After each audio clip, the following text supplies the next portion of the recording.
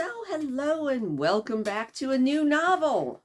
There are other people in the background. That was a hand that wasn't mine. Be anyone. See, these are mine. Hello. I figured it's kind of nice to have an audience sometimes. It won't always happen, and sometimes it'll be Aaron reading, and maybe I'll be in the background too. Maybe Soleil will be in the back. Who knows? Who knows? It could be anyone. But Anybody can be here. we have a winner. It's- Cue the cheering. Bark, bark, bark, bark. Anyway, If that gives you an idea of who won.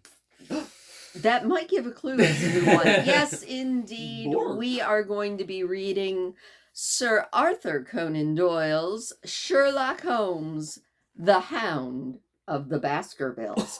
Which I have to say first, I was kind of rooting for this one because it seems a little bit more readable than Ivanhoe or Lorna Doone, although I was perfectly willing to try them because I've heard that they are good books, but It would be very they're funny. kind of Middle English. Yeah, it would be very funny for us to try and stumble through reading Middle English without even like vaguely looking anything up. Well, about it especially first. because with these public domain novels, I've been going in cold. Yeah. I've read nothing of them. These are books I've never read, so Who knows? who knows what they're going to be like. But I have been told by Soleil, who has read this book, that this is a good book and we're going to enjoy ourselves with it.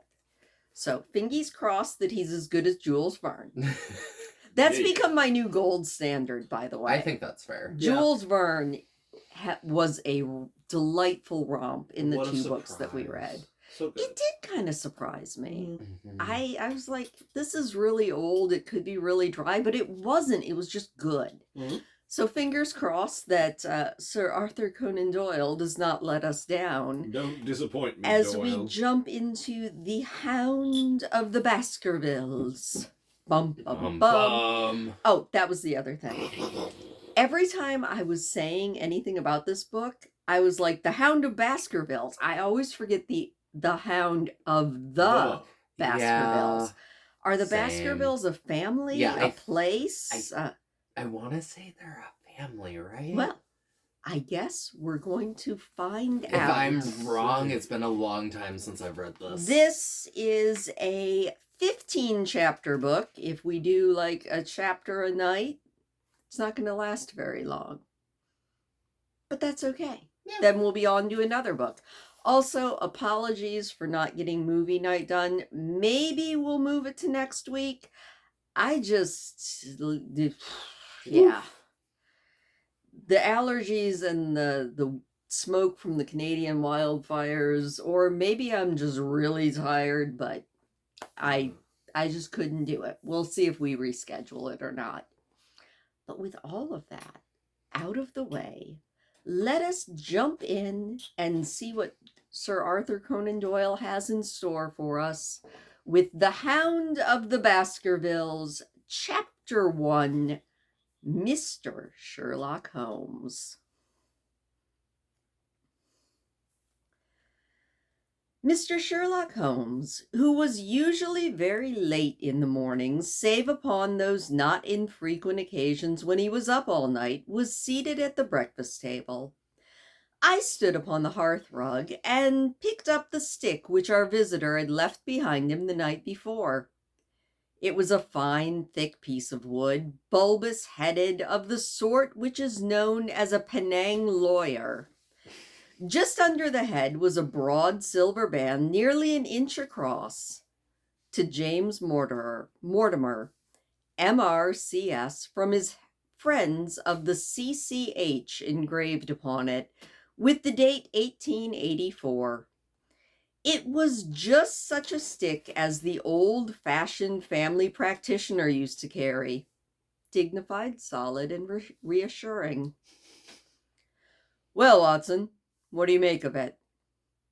Holmes was sitting with his back to me, and I had given him no sign of my occupation.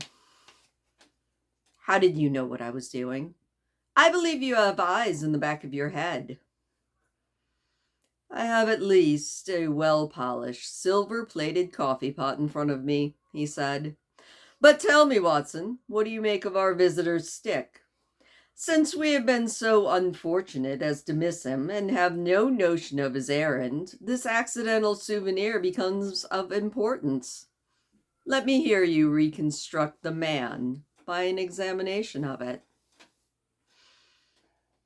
I think, I said, following as far as I could the methods of my companion, I think that Dr. Mortimer is a successful elderly medical man, well esteemed since those who know him gave him this mark of their appreciation. Good, said Holmes. Excellent. I think also that the probability is in favor of his being a country practitioner who does a great deal of his visiting on foot. Why so? Because this stick, though originally a very handsome one, has been so knocked... What are you doing? Oh, you got him? I saved the kitty. You idiot. I saw him going to do that, and I was like... Pause for kitty commentary. What? Why? Oh, Why oh my this poor way? child. Are you eating cobweb? Yeah. No? Are you licking tree? You What's know, wrong this with is the you? fun part about, air quotes, a live recording. Yeah. Live commentary. I could pause or I could edit and cut this out, but I'm not going to because Percy is a delight. Look, Percy. content.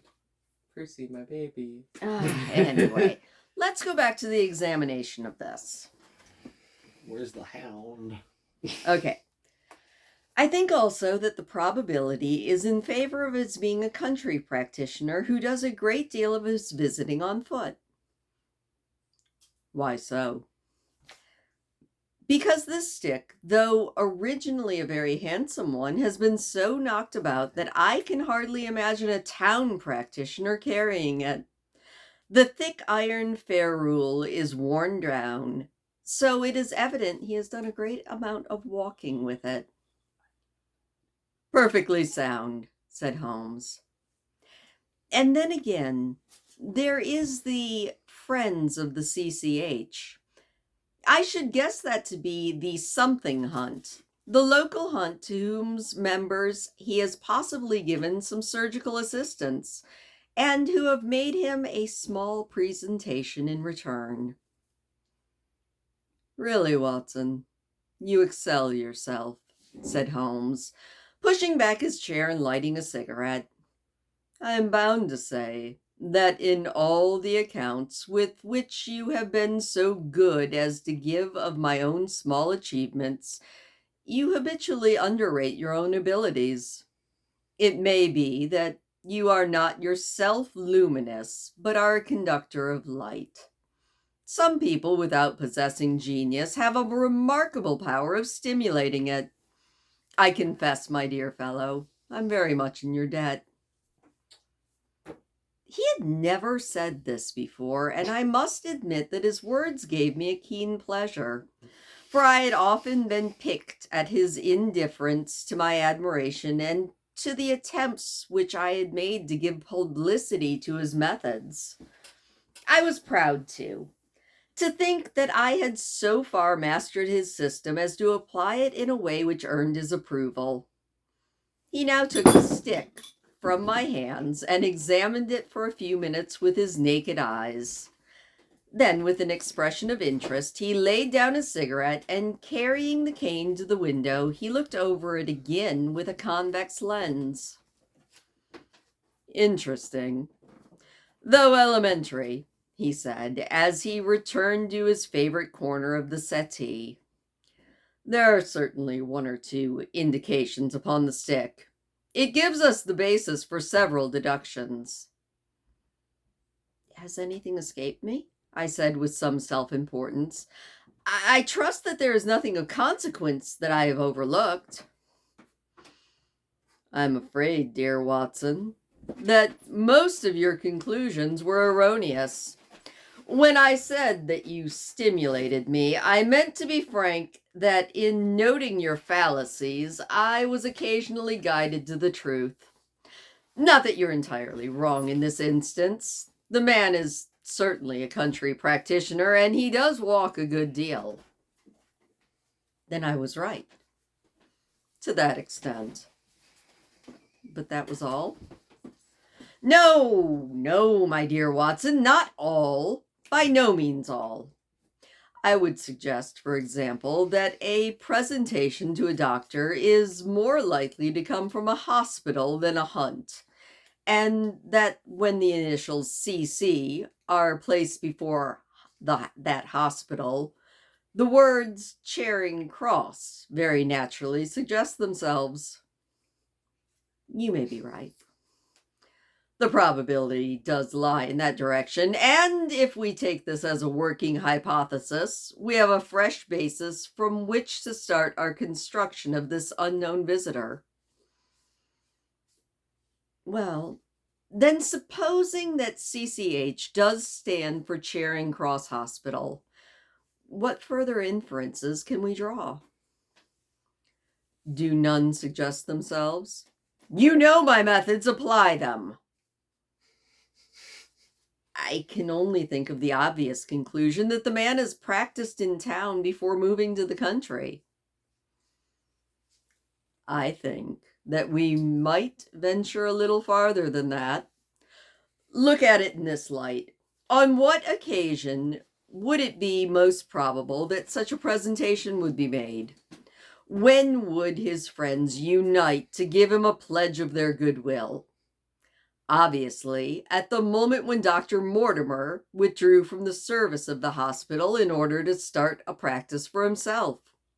We know that there has been a presentation. We believe that there has been a change from a town hospital to a country practice. Is it then stretching our inference too far to say that the presentation was upon the occasion of this change? Seems probable. Now, you will observe that he could not have been on the staff of the hospital, since only a man well established in a London practice could hold such a position, and such a one would not drift to the country. Who was he then? If he was in the hospital, and yet not on the staff, he could have only been a house surgeon or a house physician, little more than a senior student. And he left 5 years ago. The date is on the stick. So, your grave, middle-aged family practitioner vanishes into thin air, my dear Watson, and there emerges a young fellow, under 30, amenable, unambitious, absent-minded, and the possessor of a favorite dog, which I should describe roughly as being larger than a terrier and smaller than a mastiff. I laughed incredulously as Sherlock Holmes leaned back in his settee and blew a little wavering bunch of smoke rings to the ceiling. As to the latter, I have no means of checking you, I said, but at least it is not difficult to find out. A few practitioners around the man's age and professional career. From my small medical shelf, I took down the medical dictionary and turned up the name. There were several Mortimers, but only one who could be our visitor. I read his record out loud. Mortimer James, MRCS 1882, Grimpen, Dartmoor, Devon, house surgeon from 1882 to 1884 at Charing Cross Hospital. Winner of the Jackson Prize for Comparative Pathology with essay entitled, Is Disease a Reversion?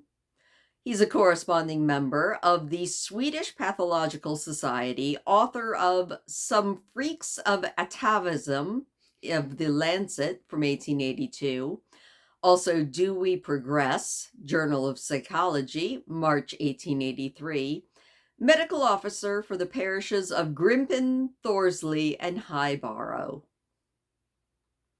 No mention of that local hunt, Watson, said Holmes with a mischievous smile, but a country doctor, as you very astutely observed. I think that I am fairly justified in my inferences. As to the adjectives, I said, if I remember right, amenable, unambitious, and absent-minded.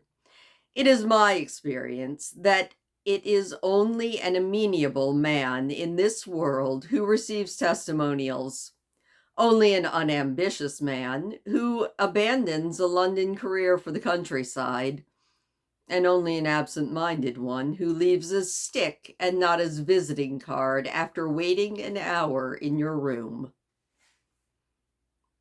And the dog has been in the habit of carrying this stick behind his master.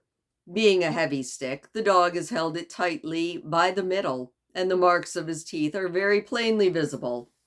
The dog's jaw, as shown in the space between these marks, is too broad, in my opinion, for a terrier, and yet not broad enough for a mastiff. It may have been. Yes, by Jove, it is a curly-haired spaniel. He had risen and paced the room as he spoke. Now he halted in the recess of the window. There was such a ring of conviction in his voice that I looked up in surprise.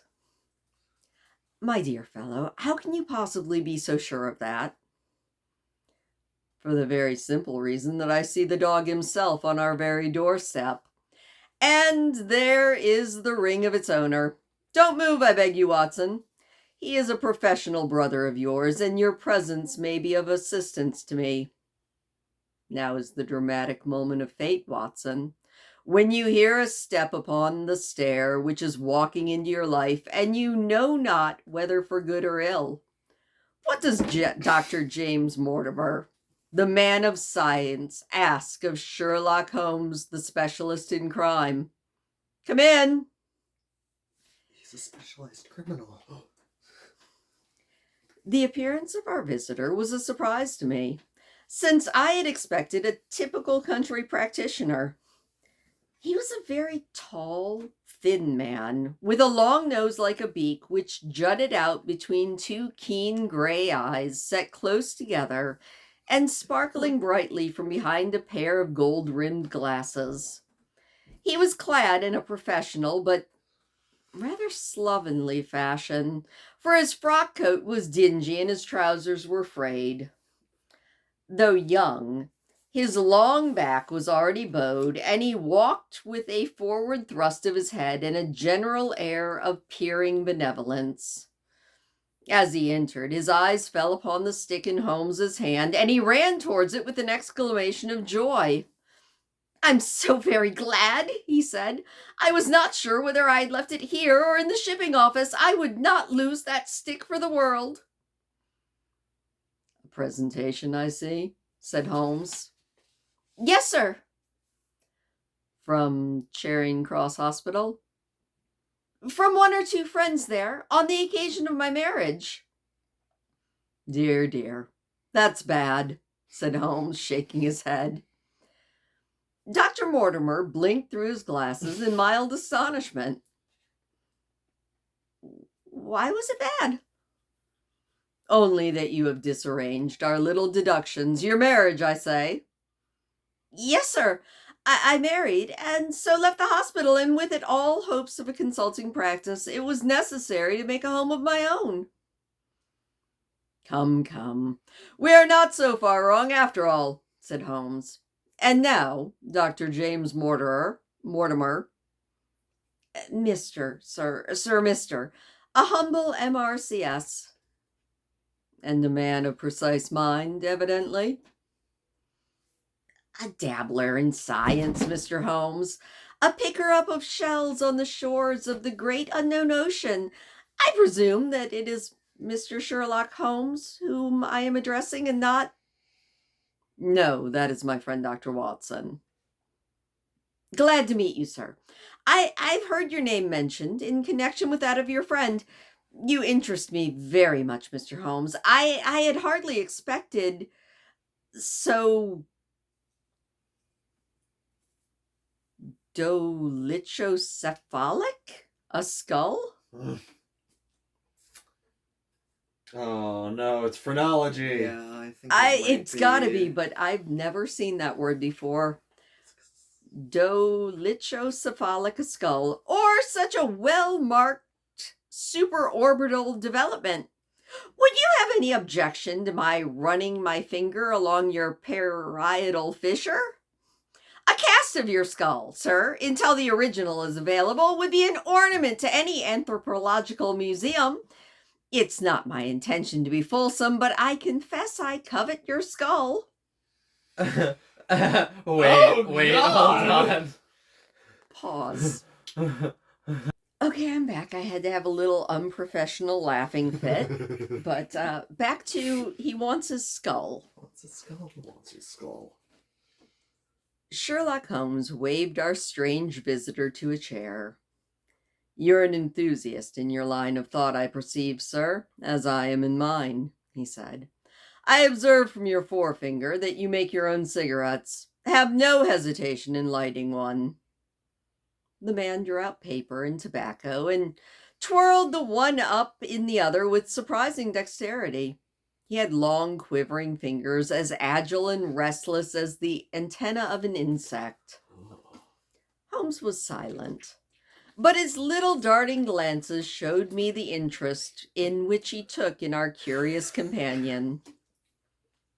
I presume, sir, he said, that it was not merely for the purpose of examining my skull that you have done me the honor to call here last night and again today? No, though I am happy to have had the opportunity of doing that as well. I came to you, Mr. Holmes, because I recognize that I am myself an unpractical man, and because I am suddenly confronted with a most serious and extraordinary problem. Recognizing, as I do, that you are the second highest expert in Europe. Indeed, sir. May I inquire who has the honor to be first? Said Holmes with some asperity. To the man of precisely scientific mind, the work of Monsieur Bertillon must always appeal strongly.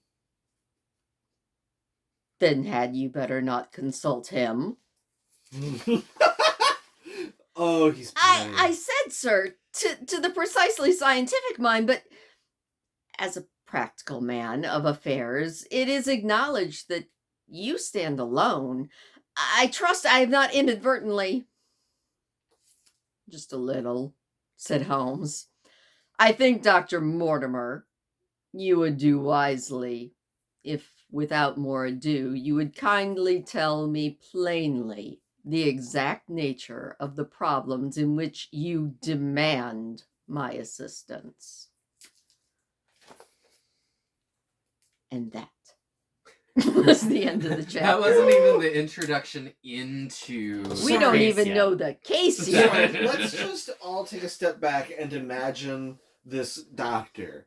So, He has eyes long... close together, a long beak nose, of a nose. and quivering antenna-like fingers. Can you imagine this thing coming at you like, you know what? I'm gonna take your skull! I'm gonna take your skull! I mean, but speaking of Aaron, you have the most noble skull among all of us because you shave your head so it's very visible. But you do have the most noble skull, and I attribute that to the fact that you ran head first into everything as a child. It just developed a really good, broad, perfect skull. Yeah. Okay. Anyway, that was the first chapter. That was... I think that's how that works. That was pretty interesting. It's like shin conditioning. I'm getting a fairly good picture of everyone except for Watson, who seems to be our POV character. Yeah, Yes. yeah. I'm Very pretty interesting. sure I like it. all of the Sherlock Holmes Are books is written from, as if- from Yeah. Watson's From POV. Watson's POV. Don't quote me on that. If I'm wrong, I'm wrong. I Get in mean, the comments. and I don't know, but I am also getting the feeling that Sherlock Holmes might be a little bit of a petty little narcissist. Oh at yeah, times. absolutely, 100%. I can think of some other things besides narcissist to say. Well, I mean, Probably, but I we're do keeping like it- that the beginning of this book started with Watson and Holmes just kind of like verbally like caressing each other. Like, I'm sorry, Doyle. What's that about? You know what that's You know about. what that's about. Anyway, Boy, I Doyle, think you dog. this is going to be quite the romp, and I hope that you are looking forward to it as much as I am. I'm looking forward to it, so I'm sure everyone else is. I think that's how it works. Yeah. Anyway, thank you for listening. Please do hit the thumbs up on your way out. It does always make all of us smile. If you're not subscribed, be sure and do that so you can find us when we do chapter 2 So when we do tomorrow, which chapter is going to 2. be done by Aaron. Hello. So thank you so much. And hit the Anyway, notification bell icon. If you'd like to see us, hit a If notification. you have a skull, the notification icon. If you have the notification bell icon, you have a perfect skull. anyway, thank you guys for joining me. We'll see you tomorrow. Bye. See you.